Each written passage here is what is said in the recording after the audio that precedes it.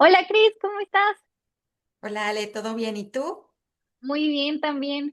Oye, qué gusto estar aquí porque justo tenemos un tema bien interesante y súper relevante porque es lo que platicábamos de cómo está pasando ahorita en el mundo, en el país sobre todo, de que parece que hay una crisis tremenda y platicamos de qué pasa con las empresas que tienen un mercado que está creciendo un 1% o menos o que están viendo que de repente sus costos empiezan a subir mucho más rápido de sus ingresos y lo que llevan haciendo es esperar 2, 3 años a ahora sí, el mercado ya se recupera, ahora sí ya se recupera, ahora sí ya se recupera, y nada más no pasa y no pasa y no pasa, porque lo que vemos es que hoy esto es lo que está pasando en México y en el mundo en general, y ya llegó más allá a una percepción propia, ¿no? Que puedas decir así como por melatismo siento que esto está pasando, ya hay datos que lo confirman. Entonces, tú que estás más metida en esto, ¿qué está pasando, Cris?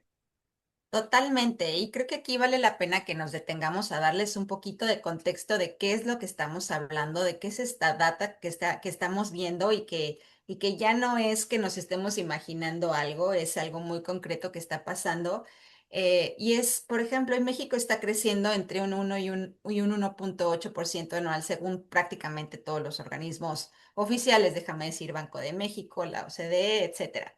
Venimos de un mal año, venimos de un 2025 donde el crecimiento fue apenas de un 0,8%, que ha sido uno de los más bajos que hemos tenido en varios años. Y esto ya no es algo coyuntural.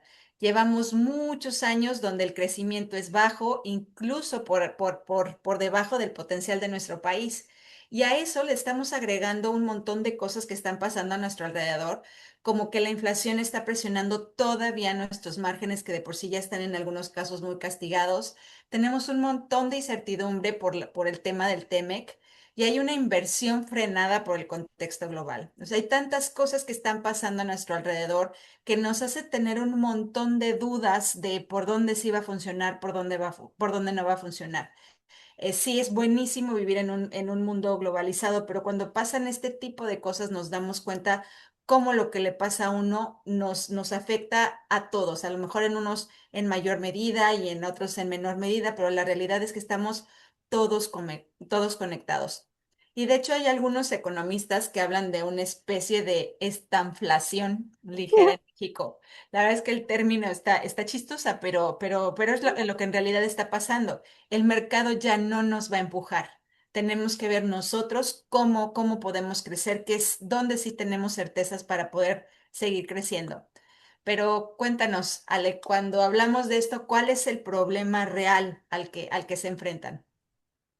Está durísimo porque, o sea, lo que dices de que estamos en un proyectado, un 1,8 de crecimiento, cuando lo normal para México es 2, 3%, y si es un buen año, que decíamos 4 o 5, así ver que estamos a Muy menos buen de la año. mitad está durísimo. Y creo que muchas veces aquí es donde las empresas se equivocan, empiezan a entrar en pánico, empiezan a correr como pollos sin cabeza, y hay de dos, o toman decisiones que no son las correctas, o lo que decía al principio, se quedan esperando como de, o sea, es que las tendencias, ¿sabes? Esto sí va para la baja, pero eventualmente va a subir, yo aquí aguanto vara, I hold down the fort, pero no, porque si en este momento tú sigues haciendo lo mismo que venías haciendo aquí, creces menos. Como eso de what got you here won't get you there, ¿sabes? El libro.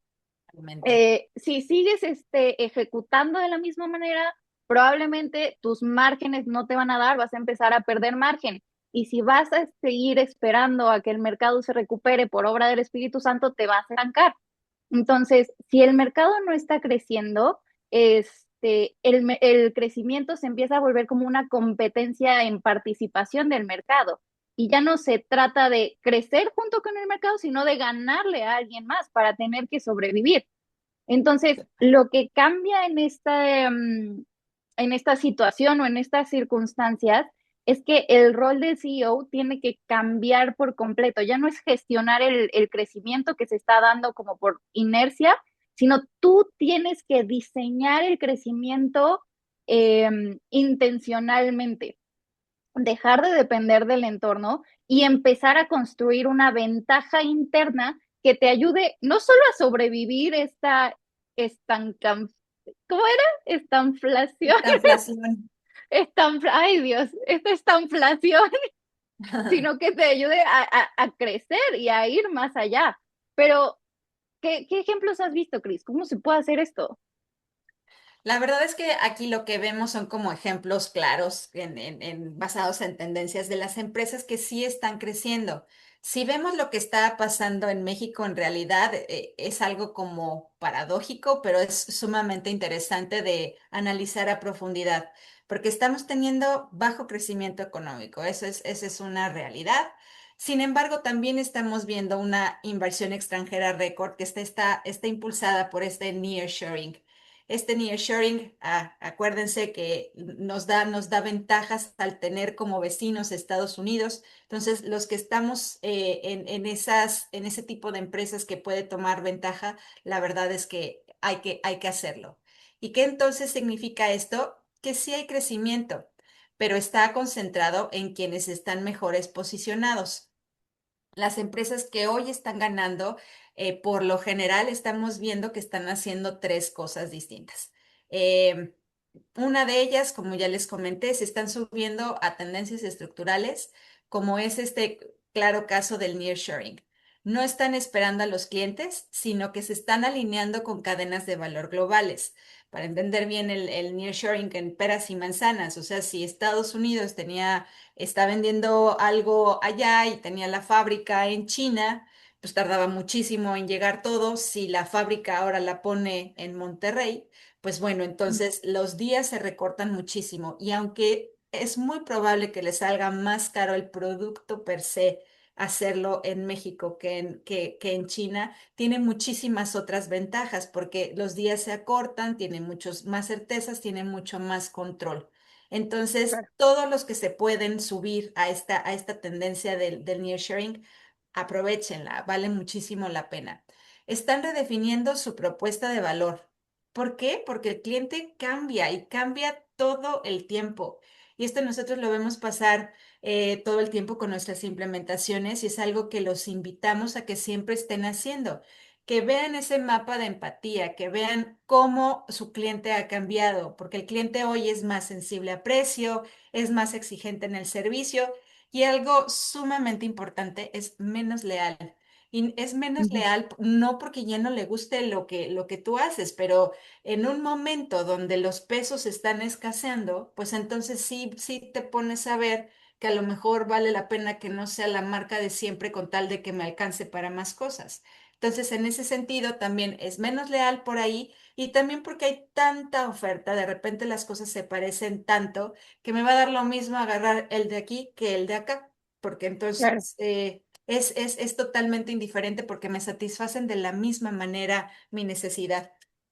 Y otro tema importante es que están obsesionados con la productividad. Porque acá no podemos perder de vista la eficiencia si no somos eficientes en nuestros procesos, si no somos eficientes en cómo nos comunicamos, toda esa eficiencia se ve traducida en una pérdida de dinero. Y eso es lo que menos queremos hacer en situaciones como las actuales. Bueno, nunca las queremos tener, pero en las actuales donde hay tanta Menos. competición, mucho menos. En pocas palabras, lo que están haciendo estas empresas que les está funcionando es que no están esperando que el mercado mejore. Están rediseñando su negocio para este mercado. O sea, como están las cosas actualmente es nuestra realidad, nos guste o no nos guste, nos sintamos cómodos o no. Entonces, ¿cómo podemos tomar ventaja de este nuevo mercado? Y hay varios ejemplos que han sucedido en los últimos años. Y no es exclusivo de México, hay muchísimas empresas alrededor del mundo. Por ejemplo, Amazon creció no porque la parte de su división de retail estuviera creciendo, sino porque lanzó nuevas líneas de negocio que no tienen nada que ver una con la otra. Lanzó AWS. Lo que quiere decir que están diversificando, están viendo cómo el modelo de negocio aguanta que te vayas como por más vertientes. Entonces, Claro. eso es lo que de repente nos tenemos que estar preguntando si podemos estar haciendo. Oye, pues está buenísimo. Me recuerda muchísimo a un libro que, recomendación Great by Choice, de Jim Collins, que justo habla, ¿no? El tema de por qué unas empresas sí crecen y otras se caen en el momento en que hay crisis o solo porque sopló mal el viento. Y justo tiene estos tres conceptos que a mí me encantan, que es disciplina fanática, que es esto que decíamos, ¿no? De lo que mencionabas de obsesionados con la productividad, Propiedad. ¿no? Entonces, justamente esta consistencia brutal de no importa el torbellino que esté pasando allá afuera, tú no vas a improvisar, tienes un plan, obviamente le haces ajustes, pero tú sigues con, por ejemplo, el 20 Mile March que hemos mencionado un buen, ¿no? Tú ya tienes tu meta y tú ahí sigues, ahí sigues, ahí sigues, disciplinado, aunque se esté cayendo el mundo acá afuera de la oficina, ¿no? También la parte que decías de como el ejemplo este de Amazon de que diversificó, se fue algo que completamente cambiaba su modelo de negocio. Justo en el libro hablan de creatividad empírica, que es justamente esta parte de innovación, pero con estrategia, ¿sabes? O sea, no me voy a poner a inventar un elefante rosa, sino algo que ya sé que me va a funcionar y voy a ir probando poco a poco, no poner todos mis huevos en una sola canasta. Y al final, un concepto que a mí me encanta es el de paranoia productiva o productive paranoia, que justo es que puede cambiar rápidamente el entorno y de un día para el otro, y tú tienes que prepararte desde ya para crisis que todavía no saben que van a venir. Creo que eso me recordó mucho lo que dijiste ahorita a ese libro, y creo que es una lectura que podría ser muy importante en estos momentos. Y si ya la hicieron, que la desempolven y que la vuelvan a hacer, porque es diferente verlas cuando estás en un contexto como en el que estamos actualmente. Totalmente, total, porque al final, a ver, México no está en una super mega crisis, pero tampoco está creciendo de forma que digas, uff, me está rompiendo el cuello la velocidad con la que crece, ¿no? Está en algo que puede ser mucho más retador, que justamente es este crecimiento bajo, lento, que la competencia se está volviendo muy alta y que por eso hay una presión constante por todo esto que ya decíamos de innovar, de ver cómo renuevo al cliente, de ver cómo renuevo mi propuesta de valor para seguir manteniéndome flotando en el negocio. Y justo en este momento es que el crecimiento ya no puede ser automático, es lo que decíamos. Tenemos que ser muy selectivos y muy intencionales, porque aquí lo que siempre hemos visto y lo hemos platicado y lo vemos con clientes es que son los que se adaptan, los que siguen creciendo, los que se saben posicionar, los que siguen creciendo y los que de verdad diseñan su ventaja. No esperan a ver si aparece un día, sino que la diseñan totalmente con estrategia. Entonces, creo que aquí una pregunta es si el mercado va a mejorar, eso probablemente pase eventualmente, pero en lo que tú esperas es como de, oye, tu empresa está diseñada para crecer, aun cuando el mercado no lo está. Esa es la clave. Ahí la cuestión. Pero bueno, nos encantaría que nos dejen sus comentarios, que nos digan qué están haciendo en esta situación, si han notado algo de lo que hemos comentado, si han visto algo más, cómo se han preparado para esto y hacer una conversación aquí en los comentarios. Y como siempre, ya saben, suscríbanse al canal, denle clic a la campanita para que los notifique cuando haya un nuevo video y nos vemos en el próximo episodio.